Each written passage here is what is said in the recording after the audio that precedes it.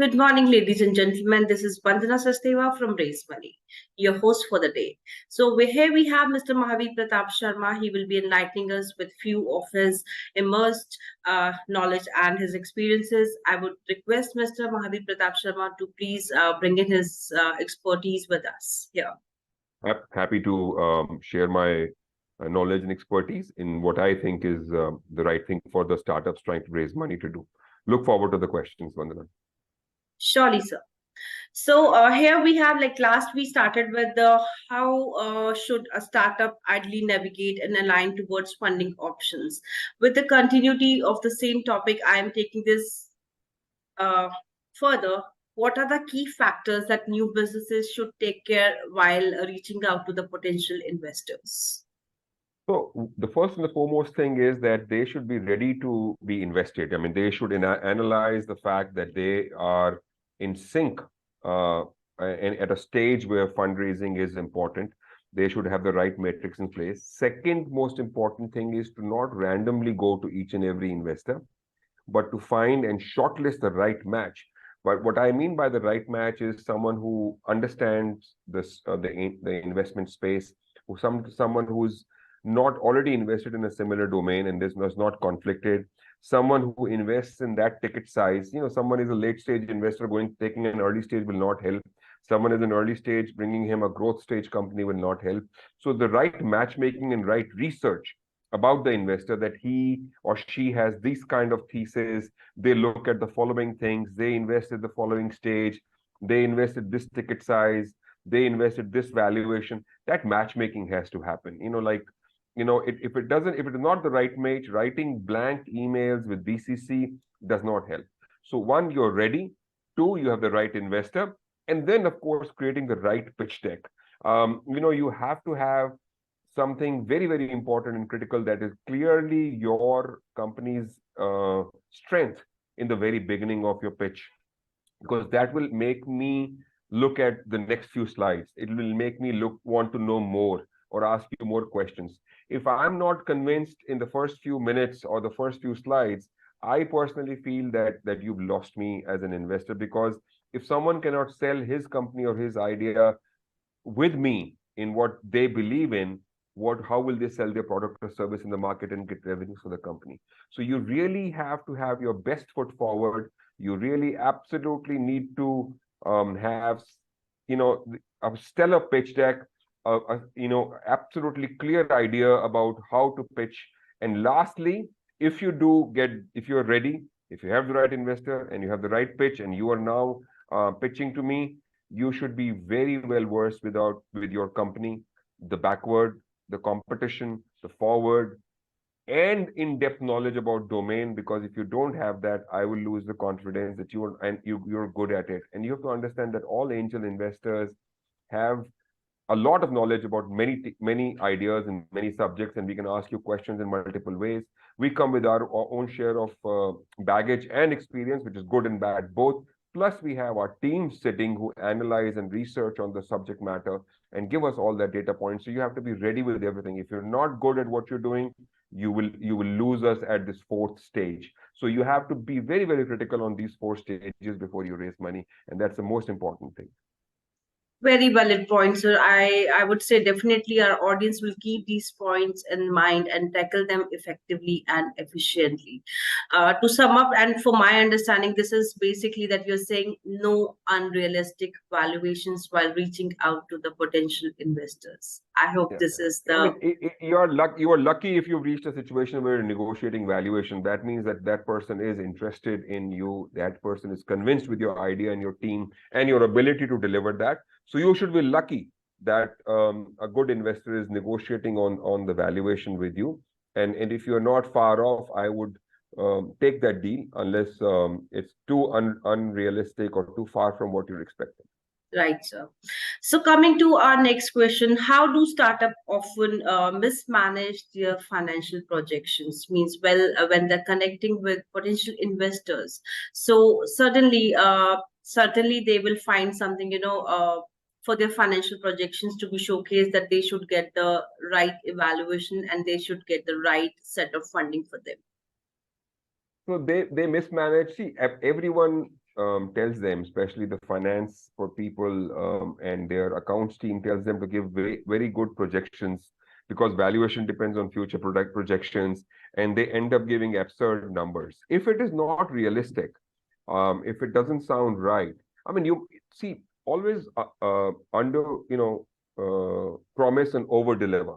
Don't over promise and under deliver, because I mean, we as investors, if we feel that the projections are way high, we sometimes club the valuation with your projections. That if you're not able to reach this ARR, you will have to agree to a lower valuation, or you will have to agree to giving me more equity, etc., etc. So all these are very, very important things. So you have to be very fair and realistic, because this is not the end of the road for you. This is not the last time you're raising money.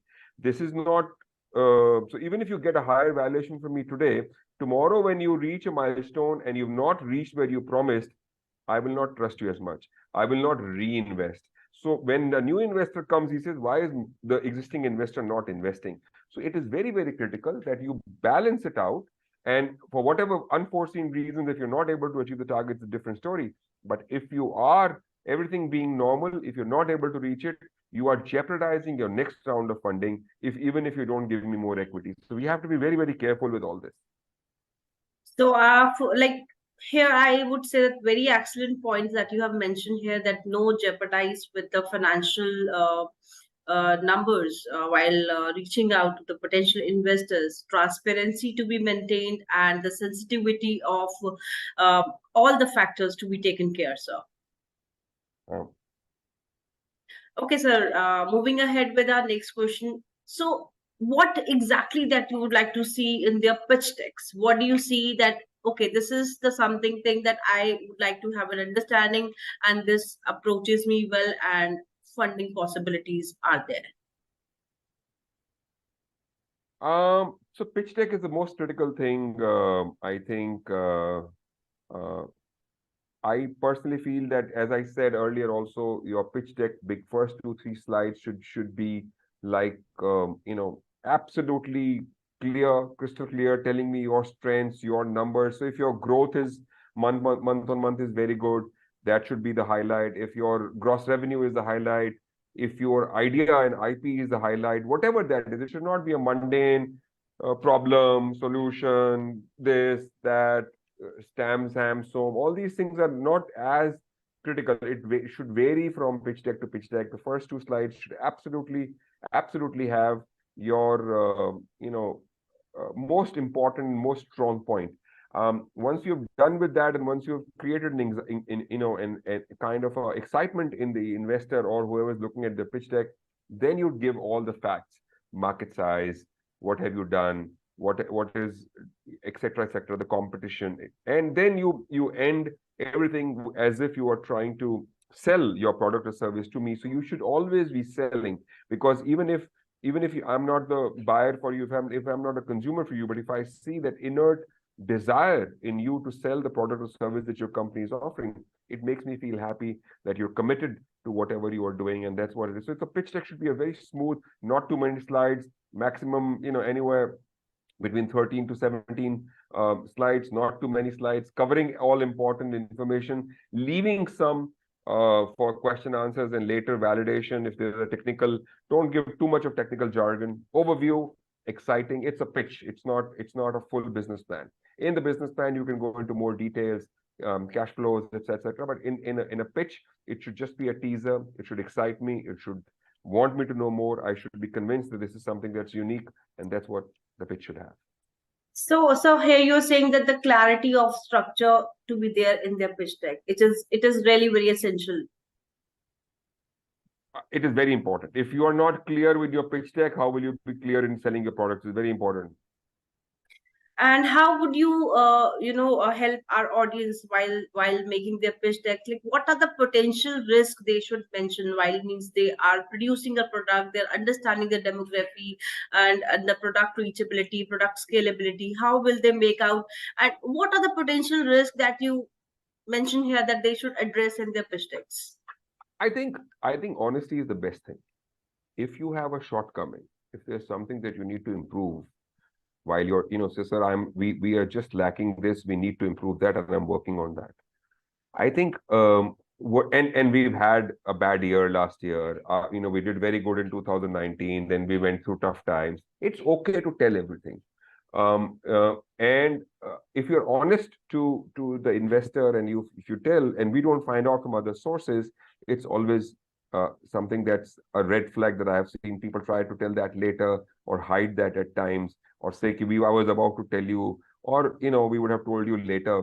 But it's always better to tell that, and admitting one's shortcomings and mistakes, and then saying that now we are okay, and building up the story from there on is something very, some mistakes that some people do. Some people also end up overvaluing themselves. I think valuation, you should leave, especially at early stage, valuation you should leave to the wisdom of everyone, not just you, but all the investors that you're pitching to or who are interested, your core team, and the market dynamics at that point. Because valuation is not something, that if I've said if X crores, it will stay X crores. Market changes, it could be X plus something, it could be X minus something.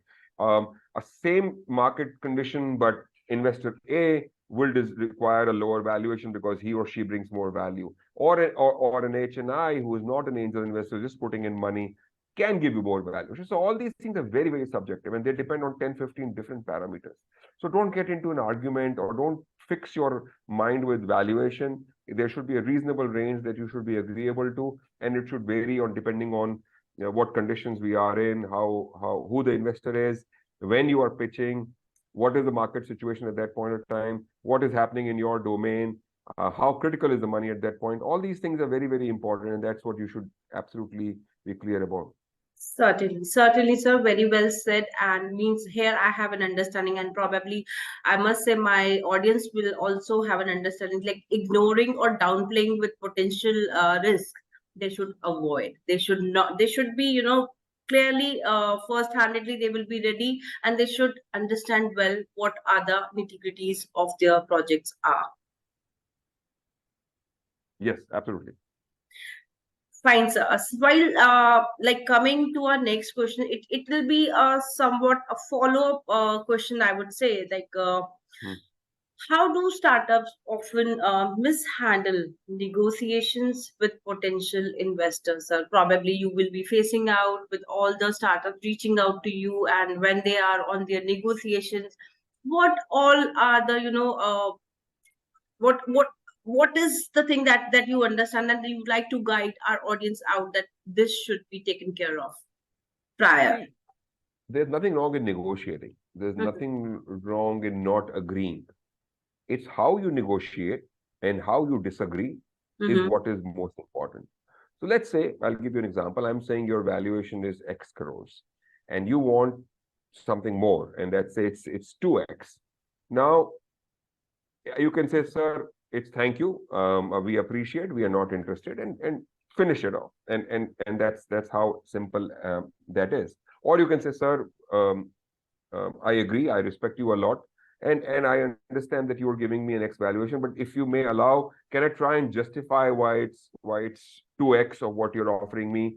And can we come to a situation where we can work it out or something? So it's basically not agreeing to X either, both ways. But it's one is you've closed the door on me for future transactions or anything else that might happen later on, or for you to come back if you're not able to raise money. You should always leave your door open, and you should always be polite and respectful. And it doesn't matter. Even when I say no to startups, I don't rudely say, oh, you are absurd, your valuation is high, I will not. I said, maybe I'm not able to judge this and ascertain the valuation that you're asking. It doesn't work for me. All the best. This is how politely you say no, because you never know. You might be investing in that company later, or you might be going to that investor later. So it's how you deal with the situation is the most important thing. And I think communication in the startup, the ecosystem is very big, but it's very small. People know people find, so your credibility and your communication and your past steps are your future, are basically going to define your future. So you have to be very, very sure of what you do today, because you're not here just to raise money this time. You're not here to just exit right now. It's a long 10-year journey at least. So you have to be careful in what you do and how you do. Right, sir. It is like inflexibility on terms, being overly rigid on negotiations can lead to a breakdown in discussions. This means this, or this has means again, startup should be open to reasonable Conversations compromises. or discussions ever. Right, sir. With this, we come to an end of this session, sir, and it is again very knowledgeable and a very precise and a very perspective, immense value to our discussion, sir. You have added here, leaving us inspired and empowered. We truly appreciate your time and contribution. For all our audience who are looking out for the more webinars and more knowledge to be shared with them, I must say thank you so very much, sir, Mahavir, sir, and it was really indeed a great session with you. Thank you so much, Vandana. Always the best, and thank you for Looking having me once again.